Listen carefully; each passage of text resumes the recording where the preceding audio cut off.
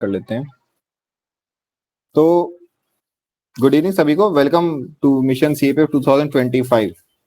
आज बेसिकली जो वीसी रखी है, this is just an orientation for दोस्त जिन्होंने ज्वाइन कर लिया है। काफी सारे लोग हैं जो पिछले साल से ही कंटिन्यू कर रहे हैं, बिकॉज आई होप कि आप लोग को अच्छा लगा था लास्ट ईयर जो भी हमने किया था। एंड काफी सारे लोग हैं जो नए हैं। तो आई जस्ट वांट कि जो हमारा कोर्स का इनिशिएशन टाइम है 5 सितंबर का रखा है मैंने, तब से हम अपना प्रिपरेशन स्टार्ट कर देंगे। बट अभी जो बीच में टाइम है प्लस जो हमारा प्रिपरेशन फिलोसफी रहता है, उससे एक बार सबको जो ऑलरेडी था उसको बेसिक्स रिवाइज करवा दूं। जो नया ऐड हुआ है he should just familiarise himself with the basics.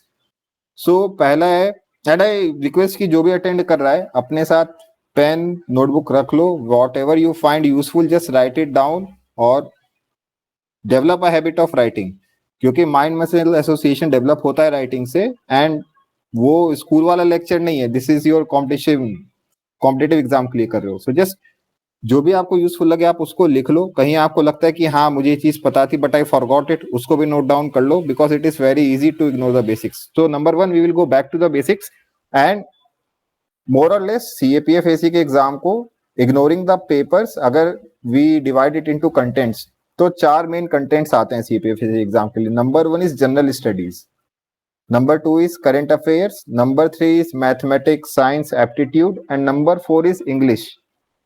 तो ये 4 मेजर पोर्शन है ऑफ सीपीएफएसी एग्जाम। अब एक एक पोर्शन को हम देखते हैं कि डील कैसे करना है। जनरल स्टडीज के लिए जैसे कि मैं हमेशा कहता हूँ, बस 2 चीजें आप करो जो स्टैटिक पोर्शन है। For that NCERTs and number 2 standard books. NCERT 6 to 12 की आप पढ़ सकते हो, जो आप एनसीईआरटी का है उसमें मैथ्स और साइंस का आप स्किप कर देना, क्लास 11th एंड 12th का। और स्टैंडर्ड बुक्स तो जैसे पता है कि सब्जेक्ट वाइज वेरी करती हैं, लक्ष्मीकांत है पॉलिटी के लिए, ज्योग्राफी के लिए जीसी लियोंग, तो इस टाइप से हर सब्जेक्ट की स्टैंडर्ड बुक्स भी चलती हैं। करंट अफेयर्स के लिए लॉट ऑफ पीपल जो लास्ट टाइम अटेंड किया था, मुझे पता है कि मैं सबको सजेस्ट करता रहा कि विजन आईएएस मैगजीन पढ़ लो। अगर आप इनिशियली नहीं पढ़ोगे, अभी से स्टार्ट नहीं करोगे, आपका कवर नहीं हो पाएगा। एंड इस बार जो क्वेश्चंस आए हैं उसके लिए आपको चाहिए ये रीडिंग। जो 2024 में पेपर आया है उन्होंने बहुत ही निटी-ग्रिटीज पे क्वेश्चन पूछे हुए हैं, वो अब आप एक्सप्लोर करते रहोगे कहाँ से आया है, 10 सोर्सेस देखोगे कोई क्वेश्चन मैच होगा। इससे बेटर क्या है, जो बेस्ट अवेलेबल मटेरियल है मार्केट में दैट इज विजन आईएएस का मंथली मैगजीन। सब लोग इनिशियली से अभी से स्टार्ट कर दो पढ़ना, मंथ वाइज उसको कवर करो, डू नॉट स्किप इट। कई लोग क्या सोचते हैं कि जनरल स्टडीज पे फोकस करके हम स्किप कर देंगे विजन आईएएस का मैगजीन, क्यों पढ़ना, ये तो 120 पेजेस का है, 130 पेजेस का है। Do not fall into that trap. आप प्रिपेयर करो विजन आईएएस की मैगजीन से monthly current affairs, and make sure कि जो भी आप पढ़ रहे हो मैगजीन में, बिकॉज मैगजीन बहुत ज्यादा एक्सपेंसिव होने वाला है विजन आईएएस का, आप चीजों को मार्क करते चलो so that you find it easy to revise later on. तो नंबर 2 आपके करंट अफेयर्स में हो गया विजन आईएएस का मैगजीन। फिर आता है न्यूज़पेपर्स। न्यूज़पेपर्स डेली रीडिंग करना है आपको, नो क्वेश्चन आस्क्ड। कोई कंपाइलेशन नहीं पढ़ना है, कोई कहीं से आपको नोट्स डाउनलोड नहीं करना है, कोई ऐसा टेलीग्राम ग्रुप मत ज्वाइन करना जो आपको पेपर में, न्यूज़पेपर में वो ब्लैंक करके और फिर हाईलाइट करके दे दें कि बस आप हाईलाइटेड पोर्शन पढ़ लो। बिकॉज आपको ये एबिलिटी डेवलप करना पड़ेगा कि एंटायर न्यूज़पेपर को 40 मिनट्स में खत्म कर सको, 40 to 45 मिनट्स में। एंड एक बार ये एबिलिटी डेवलप हो जाती है so rewards are twofold. Number 1, आपका रीडिंग कैपेसिटी बहुत ज्यादा इंक्रीज हो जाएगा। जो एक बुक पढ़ने में आपको अभी 1 मंथ, 1.5 मंथ में भी लगता हो, आप you can finish it with in 2 weeks. Revision आपका फास्ट होगा। और दूसरी बात क्या है, इट डायरेक्टली आपको ये पेपर 2 में ऐड करता है, बिकॉज वोकैबुलरी इंप्रूव हो रही है, कॉम्प्रिहेंशन की कैपेसिटी इंक्रीज हो रही है। तो एक हैबिट बना लो कि न्यूज़पेपर तो पढ़ना ही है। न्यूज़पेपर कौन सा पढ़ना है, यू कैन रीड इधर द हिंदू और द इंडियन एक्सप्रेस, जो आपको अच्छा लगे आप पढ़ सकते हो। आई सजेस्ट द हिंदू पढ़ो बिकॉज उसमें इंग्लिश थोड़ी सी डिफिकल्ट आती है। अगर आपको द हिंदू ज्यादा डिफिकल्ट लग रहा है, you can start with Indian Express, later आप चाहो तो स्विच कर सकते हो। बट इन दोनों न्यूज़पेपर में से एक न्यूज़पेपर डेली पढ़ना स्टार्ट कर दो। न्यूज़पेपर के नोट्स बनाने की जरूरत नहीं है। If you find some exceptionally good article, आप उसके नोट्स बना सकते हो, बिल्कुल बना सकते हो। बट दिक्कत क्या आती है, न्यूज़पेपर के नोट्स बनाने में ये प्रॉब्लम है कि उसमें एक ही आर्टिकल 100 बार कवर होता है पूरे साल में। उसके बेनिफिट ये है कि आप एक ही चीज को एटलीस्ट 50-60 टाइम्स गो थ्रू कर लेते हो इंपॉर्टेंट टॉपिक्स को। जैसे अभी जो इसमें कोलकाता में रेप केस वगैरह हुआ है, तो इसमें न्यूज़पेपर डेली कुछ ना कुछ आर्टिकल लाते रहेंगे वुमेन के ऊपर। तो आप जब पढ़ते रहोगे उसको रिपीटेटिवली तो आपके दिमाग में नॉलेज बेस बिल्ड हो रहा है। अगर आप इसका डेली नोट्स बनाने बैठ जाओगे तो बेनिफिशियल नहीं है, बिकॉज एग्जाम में आपको केवल 300 वर्ड्स का एक ऐसे लिख के आना है। तो उसके लिए बेटर क्या है, विजन आईएस वाली मैगजीन से कवर करो, क्योंकि वो आपको मंथ के एंड में एक मैगजीन देगा 120 150 पेजेस मैक्सिमम में भी, उसमें एक कॉलम पक्का, एक टॉपिक पक्का वुमेन के यूपर देगा, उसमें सब कुछ कवर कर लेते हैं वो। बाकी न्यूज़पेपर से आप नोट्स इसके बना सकते हो, फैक्टॉइड्स के बिल्कुल बना सकते हो। जैसे कहीं पे मान लीजिए यूनेस्को की कोई नई वर्ल्ड हेरिटेज साइट डिक्लेयर की है इंडिया में, तो आप इसको नोट कर सकते हो। ऐसी चीजें आप नोट कर लो, बट डिटेल्ड नोट्स मत बना न्यूज़पेपर के, बिकॉज ओवर बर्डन हो जाओगे, ज्यादा टाइम कंज्यूम होगा, and reward to risk ratio इतना फेवरेबल नहीं है कि आप इतना टाइम स्पेंड करो न्यूज़पेपर के ऊपर।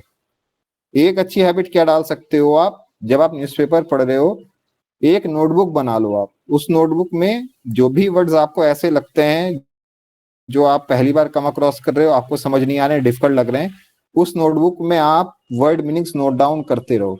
जरूरी नहीं है कि आप उन वर्ड के मीनिंग्स को रट लो, क्योंकि वो वर्ड्स बार बार यूज होते रहेंगे न्यूज़पेपर में, बस लिखने से ही काम चल जाएगा। क्योंकि आप पूरे साल अगर न्यूज़पेपर पढ़ रहे हो, वो उनकी वोकैबुलरी एक एक्सपेंसिव है बट लिमिटेड है, तो आप उस वोकैबुलरी से अच्छी तरह से फैमिलियराइज हो जाओगे। You can use the same words in essays also, तो आपकी ऐसे राइटिंग भी सुधर जाएगी। फिर आता है करंट अफेयर्स का तीसरा सोर्स, जो हमारा है कॉम्पिटिटिव मैगजीन्स। कॉम्पिटिटिव मैगजीन्स का क्या मतलब है, जैसे आई सजेस्ट कि आप प्रतियोगिता दर्पण उठा लो एंड उसका सिलेक्टिव रीडिंग कर लो। कई लोगों ने किया था लास्ट ईयर, कई लोगों ने नहीं किया है। जिन्होंने नहीं किया उनको पता है उनका नुकसान हुआ है। तो अब ये क्यों पढ़ना है, ये इसलिए पढ़ना है बिकॉज कई ऐसे टॉपिक्स हैं, जैसे एमी अवार्ड के ऊपर आया था, अब आपको कहाँ ये इन्फॉर्मेशन मिलने वाली है, न्यूज़पेपर में आएगा ऑब्वियसली, बट ऐसे क्वेश्चंस को एमी अवार्ड्स किसने जीता, बुकर प्राइज किसको मिला है, जॉइंट एक्सरसाइज किस नेशन के साथ हुई है, अभी इसरो ने कल वो लॉन्च की है स्मॉल सैटेलाइट लॉन्च व्हीकल, इसकी क्या स्पेसिफिकेशन है, कौन सा प्रोग्राम है, ये सारी न्यूज आपको मिल जाएगी कॉम्पिटिटिव मैगजीन में, जो कि या तो प्रतियोगिता दर्पण हो सकती है या फिर it can be civil services chronicles कोई, या फिर ऐसा भी है कि कई लोग अलग अलग मैगजीन को रिफर करते हैं, बट आई सजेस्ट प्रतियोगिता दर्पण पढ़ लो, उसमें रहता है। कवर टू कवर नहीं पढ़ना है, बहुत ही सिलेक्टिव रीडिंग देनी है। एक मंथ में, ये भी मंथली आती है, आप 3 से 4 दिन में टाइम देके इसको निपटा सकते हो जितना भी पढ़ना है। सेम काम इसमें भी करो, जो और रिवीजन इजी हो जाए। करंट अफेयर्स इन 3 चीजों से हो जाएगा। उसके बाद हम आते हैं जो मैथमेटिक्स साइंस एंड एप्टीट्यूड वाला पोर्शन है। तो इसके लिए तो मैं सजेस्ट यही करता हूँ कि जो RS अग्रवाल की बुक आती है आप वो कर लो, उसमें verbal reasoning, logical reasoning, maths वगैरह सब कवर्ड है। और जो साइंस वाला पोर्शन है उसके लिए एनसीईआरटी काफी है। तो आपने 9th 10th की एनसीईआरटी 6 से आप स्टार्ट कर सकते हो, 6 7 8 9 10th की आपने एनसीईआरटी पढ़ ली है साइंस की पूरी, और 11th और 12th की जो साइंस है उसमें मैं, कई लोगों ने नहीं पढ़ा होगा, but what I suggest is कि जिसका साइंस बैकग्राउंड रहा है वो एक बार उनको गो थ्रू कर ले, जो चीजें उसको इंपॉर्टेंट लगती हैं, क्योंकि पीवाईक्यूज पढ़ के आपको पता चल जाएगा कि कौन सा पोर्शन इंपॉर्टेंट है, वो आप एक बार देख लो। प्लस वो बॉक्सेस में बहुत सारी इंफॉर्मेशन दे के रखते हैं डेटा बेस्ड, आप उसको गो थ्रू कर लो। भाई अंशुल पूछना वैसे तो। हाँ सर, इस बार क्वेश्चंस बायोटेक्नोलॉजी के आए थे तो वो 11th-12th की बुक से ही थे, तो वो पर्टिकुलर कुछ चैप्टर्स को कंप्लीट कर देना, कंटेस्ट के देना, ताकि नोट्स निकाल लो उनमें से जो हमें लगते एग्जैक्टली हैं exactly. Important factor. हाँ, तो यही मैं बता रहा हूँ कि अगर आप साइंस कवर कर रहे हो, देयर इज नो हार्म, आप 11th-12th पे भी जाओ। और जो डेटा बेस्ड है, आपको साइंटिस्ट के नाम रटने हैं, केवल टेक्नोलॉजी का नाम पता करना है, स्टेम सेल थेरेपी क्या होती है ये देखना है, these all are pretty self explanatory kind of things. तो इसके लिए आप क्या कर सकते हो, 11th-12th की एनसीईआरटीज का बहुत सिलेक्टेड रीडिंग कर लो, जो वो बॉक्स में इंफॉर्मेशन दी हुई है, जो हाईलाइटेड है, जो बोर्ड में दिया हुआ है, you can make separate notes of that, या तो आप बुक में ही हाईलाइट कर लो। ऑब्वियसली फॉर एग्जाम्पल अगर आप फिजिक्स पढ़ रहे हो तो आपको बस ये पता होना चाहिए कि ठीक है, इलेक्ट्रोमैग्नेटिक इंडक्शन एक प्रिंसिपल होता है जिसके ये एप्लीकेशंस हैं, बट इलेक्ट्रोमैग्नेटिक इंडक्शन होता कैसे है इस पे कोई जरूरत नहीं है। फैराडेज लॉ क्या होता है ये आपको पता होना चाहिए। अब उसके क्या इक्वेशन है, उसके क्वेश्चंस कैसे सॉल्व करना है ये जरूरी नहीं है, न्यूमेरिकल्स पे ध्यान नहीं देना है, बट आपको कंसेप्ट्स, प्रिंसिपल्स, एप्लीकेशंस और एग्जांपल्स इन पे तो ध्यान देना पड़ेगा। एंड इसके लिए मैंने पहले भी बोला हुआ है कि 11th-12th की एनसीईआरटीज भी आप गो थ्रू कर लो। फिजिक्स, केमिस्ट्री एंड बायो की। इतना टाइम नहीं लगता है बट इट्स वेरी प्रोडक्टिव। अगर आप क्वेश्चन आता है एग्जाम में तो you'll be in a position to solve it at least. So mathematics, science and aptitude के लिए ये हो गया। उसके बाद इंग्लिश ग्रामर। इंग्लिश ग्रामर बहुत मैं यही सजेस्ट करता हूँ, ऑलरेडी आप न्यूज़पेपर पढ़ रहे हो, उससे इंप्रूव होती जाएगी आपकी जो प्रैक्टिकल इंग्लिश है जो आपको यूज करनी है एसेज वगैरह में। एंड क्लास 12th की कोई भी आप एक ग्रामर बुक उठा लो। I suggest Wren and Martin, ठीक है, बट आपके पास अगर 12th की है भी ग्रामर बुक, जो भी बुक है आप बस उसको रेफर कर लो। पीवाईक्यूज में जो टॉपिक्स आते हैं, phrasal verbs, active passive voice, compound sentences, ये सब बस टॉपिक वाइज आप उनको पढ़ते जाओ ग्रामर बुक से। तो जब आप उनको पढ़ लोगे आपका टॉपिक कवर हो जाएगा and that is sufficient for your grammar. Because PYQs वगैरह भी हम प्रैक्टिस करते हैं तो ग्रामर वाला पोर्शन तैयार हो जाता है आपका। ठीक है, तो ये हो गया जो बेसिक्स हैं एग्जाम के, जो आपको करना ही करना है। इसमें किसी को भी कोई डाउट है तो अभी पूछ लो, कि किसी को लगता है कि हमारा सोर्स सफिशिएंट नहीं है, मैं तो ओल्ड एनसीईआरटी की जगह स्पेक्ट्रम पढ़ना चाहता हूं, कोई ऐसा है अगर कोई तो अभी सवाल पूछ लो।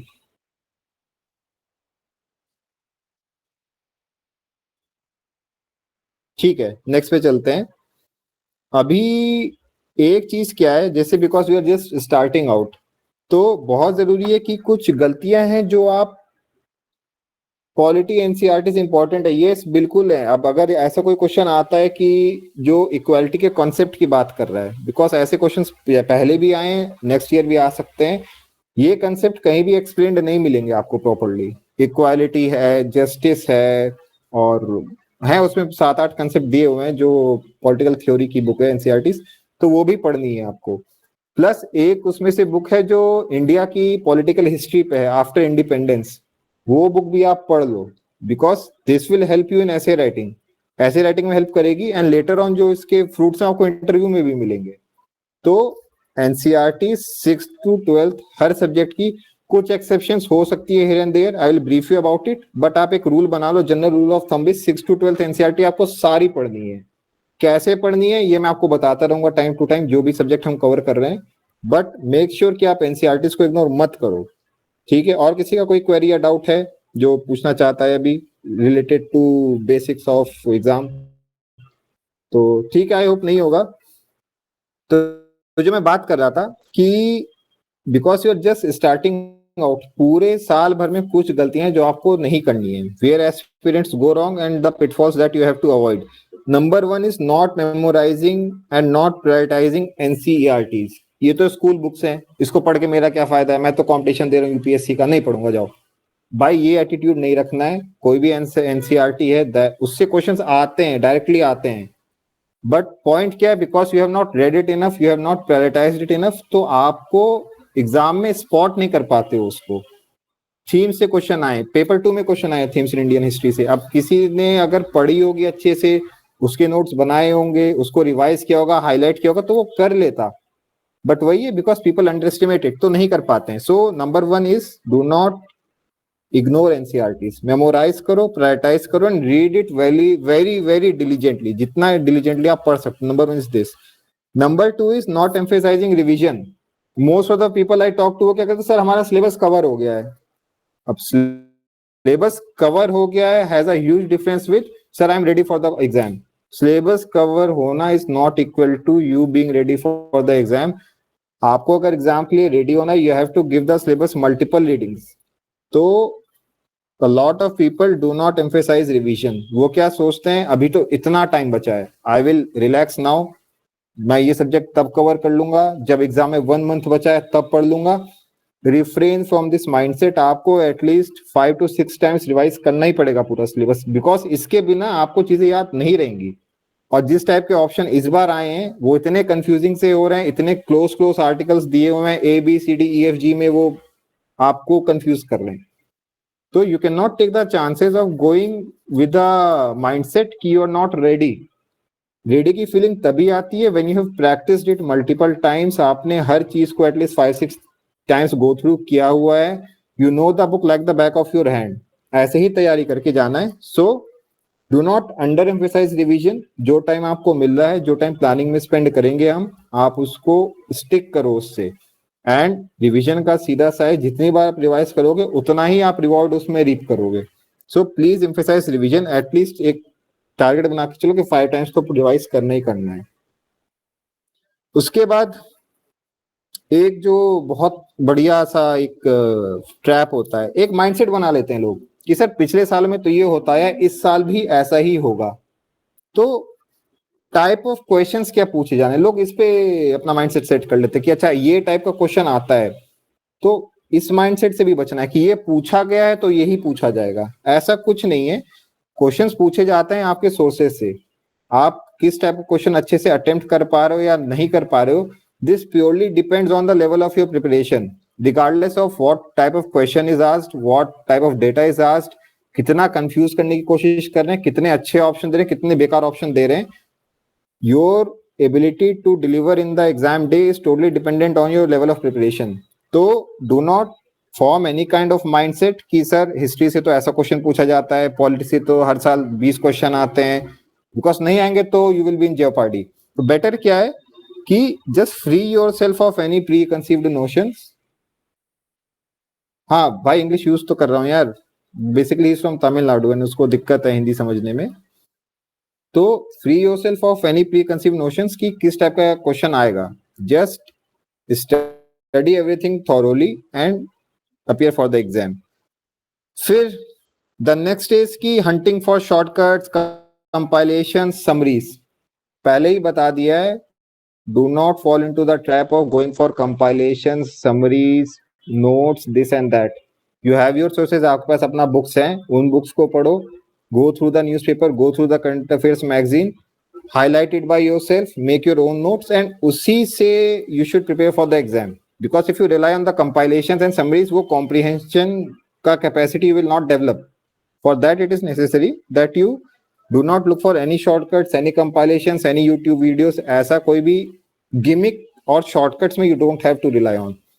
Then last minute panic and self doubt, just trust your hard work. जो चीज whatever you have been practicing for the whole year, it will serve you good, and just rely on your hard work on the exam day. किसी को इसमें query है, you can ask now. अगर किसी को कोई डाउट है इसमें कि सर ये मिस्टेक हो सकता है, ऐसा कुछ हो सकता है, if anyone has any input तो भी बताओ मुझे। ठीक है, विल प्रोसीड। उसके बाद हाँ अंशुल बताना भाई। सर एक और बार पेपर 1 को डिस्क्राइब कर दो, जो अभी आपने किया था ना, तो वो नोट्स बना रहा था मैं कि जीएस, देन उसके बाद करंट अफेयर्स, उसके बाद क्या था। यूट्यूब पे वीडियो डालूंगा तब देखना, मैं I will not repeat it, ठीक है okay sir, okay sir, okay sir. हाँ,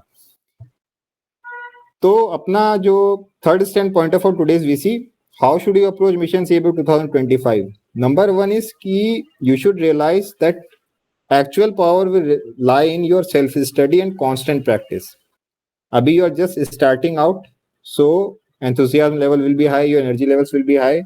After some time people tend to plateau and they do not stay regular in the group.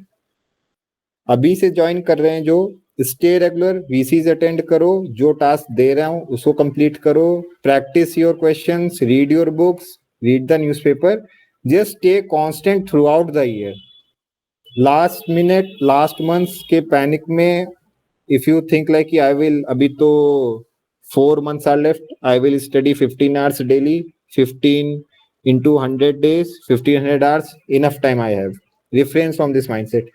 Just start from now, stay constant, revise, practice and repeat. बस यही काम करना है throughout the year. Whatever books you have, उनको पढ़ते रहो, revise करते रहो. I know it can get boring. It is boring. It is very boring because glamour तो पूरा selection में ही है.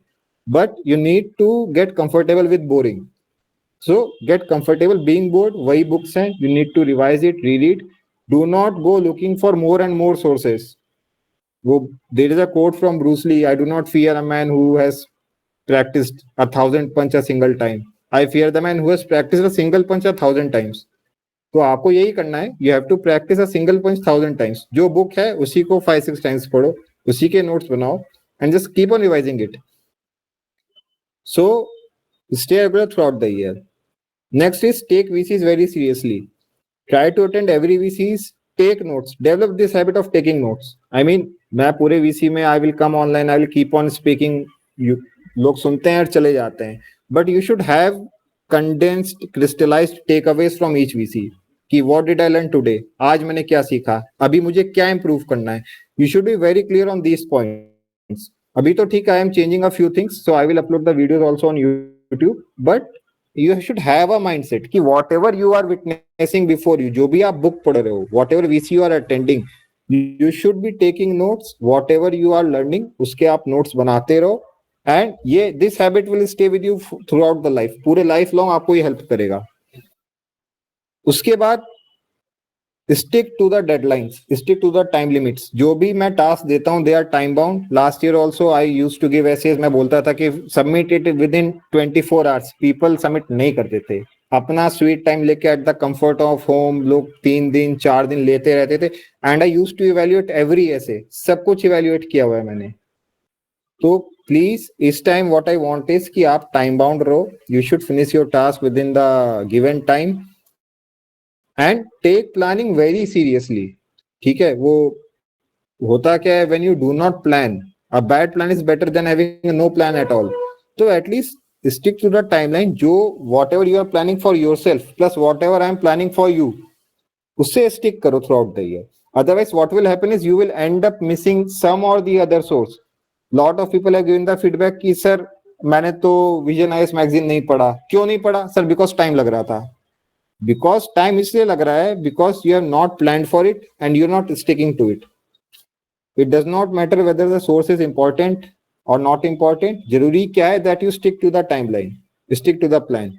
और just keep in your mind कि just start with the preparation. Do not place any hypothetical starting point, hypothetical limits कि इस Monday से start कर दूंगा, अगले मंथ से स्टार्ट कर दूंगा. 5 सितंबर से सर ने बोला है तो आई विल स्टार्ट फ्रॉम 5 सितंबर.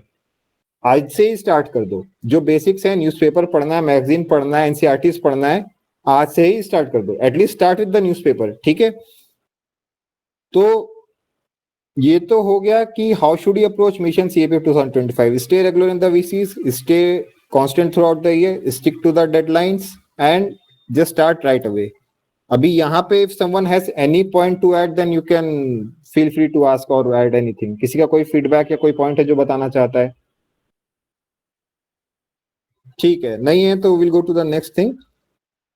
अभी आप ये वीसी अटेंड करोगे, इसके बाद आपको क्या करना चाहिए? Just start reading newspaper religiously every day. ठीक है, न्यूज़पेपर रीडिंग का गाइड यूट्यूब चैनल पे डाला हुआ है मैंने, आप उसको देख लो. Please watch that video. Learn the technique of reading newspaper. A lot of people avoid reading newspaper because उनको लगता है it takes a lot of time. People say कि we even take around 3 to 4 hours to study a single newspaper. That is because आपने practice नहीं किया हुआ. You have not practice how to read a newspaper. Technique, if you want to learn the technique, आपको technique सीखनी है, आप YouTube पे video देख लो, डाला हुआ है. अगर आपको टेक्निक आती है तो do not ignore the newspapers. ठीक है. सेकेंड थिंग इज, जो मैंने पहले भी बताया, एक नोटबुक बना लो. Keep a notebook in which you write difficult words and their meanings. ये तो पक्का कर लेना बिकॉज एक साल बाद you will have at least 1,500 words which you can use freely in your essays. Interview में आप उन वर्ड्स को यूज कर सकते हो and that will make you stand out from the crowd. तो ये काम पक्का करना है, न्यूज़पेपर पढ़ना है एंड उसका नोटबुक बना लो आप, जो भी आपको डिफिकल्ट वर्ड मीनिंग्स लगते हैं. तो these are the 2 things which you should start right away after this VC. And just remember one thing कि habit is one of the most powerful things in our world. अगर आपकी एक habit है, you practice it constantly, you will get the reward. But habit build करना मुश्किल है. ठीक है, तो अभी आपको क्या फोकस करना है? Your focus when you are starting is to build the right habits. कि I read newspapers regularly, I read 2 or 3 subjects daily. मैं इतने टाइम से इतने टाइम तक I read this subject, इतने टाइम पे I will read this subject. I practice these things daily. अभी आप बस हैबिट बिल्डिंग पे फोकस करो. What ever I am telling you आप उसको करो. जैसे जैसे time will progress you will find things easier. ठीक है, तो अभी के लिए यही करना है. एंड जो भी आपके दिमाग में डाउट्स हैं, क्वेरीज हैं, feel free to ask. Because जिसने भी ज्वाइन किया हुआ है, मैं अपना नंबर मेरा नंबर सभी के पास होगा. आप टेलीग्राम पे मैसेज कर सकते हो. You can give me a call right away and मैं आंसर कर दूंगा. But work hard.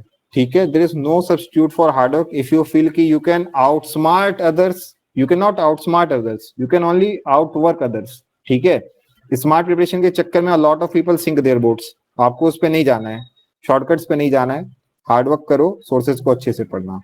इसके बाद एक चीज ये है कि जिसने भी ज्वाइन किया है, कुछ लोगों ने पेमेंट किया है, कुछ लोगों ने नहीं किया, वो कोई दिक्कत नहीं है. 5 सितंबर तक का टाइम है हमारे पास, आप लोग फिगर आउट कर लो तब तक कैसे करना है. किसी को दिक्कत है कि एक बार में नहीं दे पाएगा, आप इंस्टॉलमेंट्स में दे दो. बिकॉज इस साल like I am actually working with other people, जो क्वेश्चन पेपर मतलब मैं उनको क्वेश्चन वगैरह दूंगा, वो सेट करेंगे, टाइप करेंगे. तो थोड़ा सा इस साल हम थोड़ा सा स्टेप अप कर रहे हैं अपना प्रिपरेशन, कि पेपर 1 के भी मॉक टेस्ट लूंगा मैं. And last year what I felt is कि ठीक है, जनरली पेपर 2 के लिए I got a very good feedback and I was happy with it. But what I found is because paper 1 के लिए I did not take any mocks, तो थोड़ा सा वहां पे हमको वर्कआउट करना है अपनी चीजें. सो यहाँ पे किसी का कोई फीडबैक है, कोई कुछ इनपुट देना चाहता है, because this is the first VC for this year, तो you can do it here. बताओ भाई, जिसका जो भी कोई पॉइंट है. नहीं है तो वीसी कंक्लूड कर सकते हैं यहाँ पे.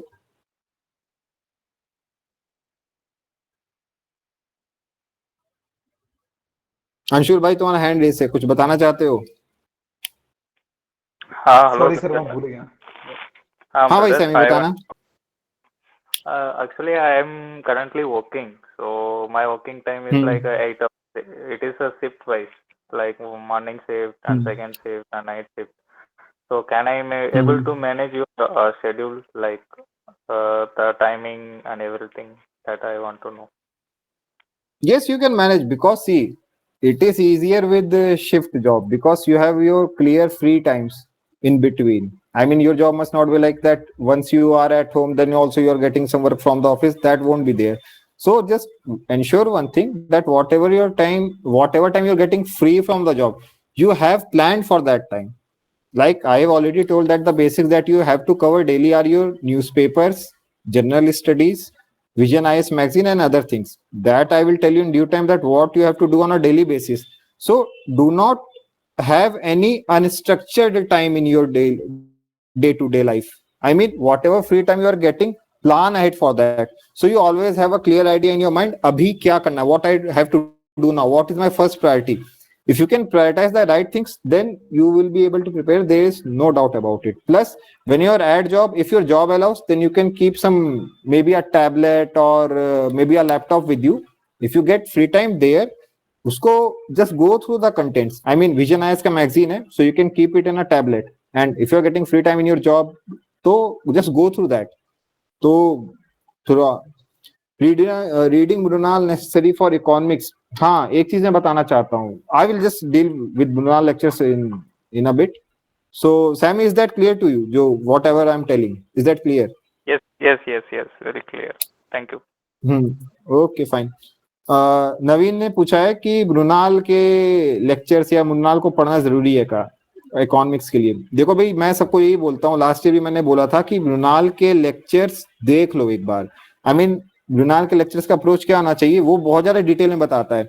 जिस टाइम पे मैंने प्रिपरेशन की थी, उसके बहुत ही कम लेक्चर्स आते थे. आई मीन, पूरा बजट एंड इकोनॉमिक सर्वे का जो सीरीज था, आई थिंक 32 कुछ ऐसे ही लेक्चर्स होते थे. अभी बहुत ज्यादा लेक्चर्स आते हैं, बिकॉज अन अकेडमी से भी एसोसिएटेड है, तो उनके भी अपने होते होंगे कोटास वगैरह मीट करने के लिए. तो अभी आपको फ्री टाइम मिलेगा, जो इकोनॉमी में आपको करना है, आप बस मृणाल के लेक्चर्स देख लो. वही जैसे अभी मैं वीसी में बता रहा हूँ कि just take up notebook and pen in your hand, lectures देखते जाओ, जो आपको इंपॉर्टेंट लग रहा है आप उसको लिखते जाओ. उसके हैंडआउट्स भी आते हैं, you can refer to the handouts, but I will just suggest कि आप उसके लेक्चर्स एक बार गो थ्रू कर लो, बिकॉज सारे कंसेप्ट वो अच्छे से एक्सप्लेन कर देगा आपको कि स्टॉक मार्केट कैसे ऑपरेट करती है, ये मार्जिनल यूटिलिटी का प्रिंसिपल क्या होता है, प्लस सब्स्टिट्यूशन वगैरह क्या होता है, प्राइस इलास्टिसिटी क्या होती है, जीडीपी कैलकुलेशन की बात हो गई, माइक्रो इकोनॉमिक्स से सारे कंसेप्ट हो गए, repo rate, reverse repo rate, VRR option, incremental repo rate, सब कुछ बता देगा वो. ये सारी चीजें ऐसी हैं जो ऑलरेडी आपके करंट अफेयर्स मैगजीन्स में कवर हो जाएंगी, बट एक अच्छे से ऑर्गेनाइज करके और इजीली एक्सप्लेन किया हुआ है मृणाल ने.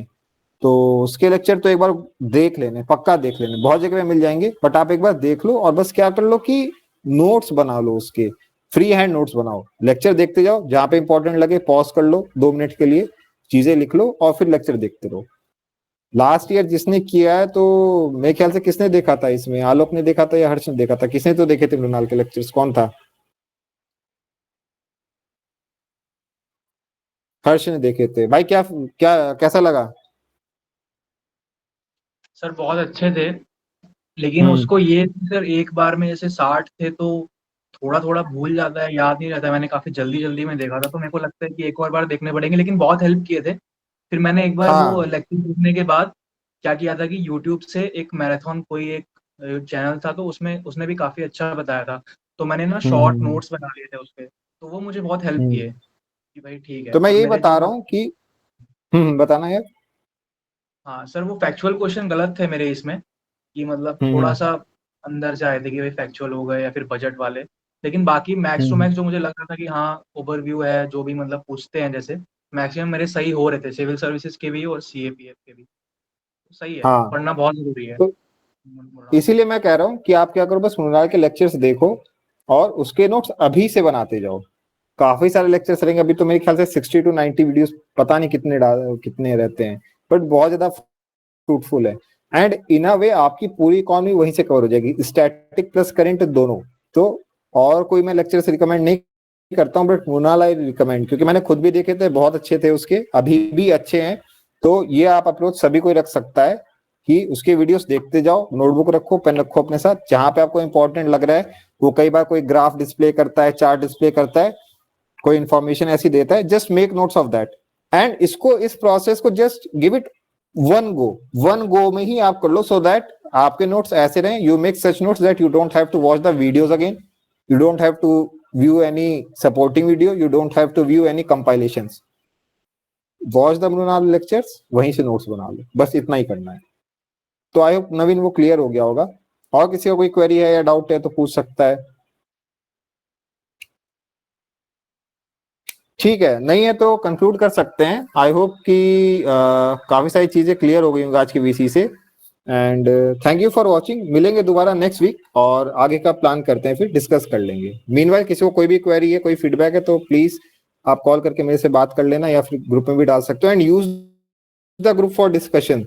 इस बार मैंने थोड़ा सा प्लान किया है कि I will make task groups, मतलब कि एक ग्रुप को मैं ऐसा काम दूंगा जो करंट अफेयर्स के नोट्स बना लेगा, एक ऐसा बनाऊंगा जो मैप वर्क करेगा, एंड कुछ ऐसा कि कोई कोटेशंस वगैरह इस टाइप से नोट करता रहेगा। तो I am working on that. ऐसा कुछ होगा तो I will let you know, but interact and learn from each other in the group. ठीक है, take care and thanks for joining.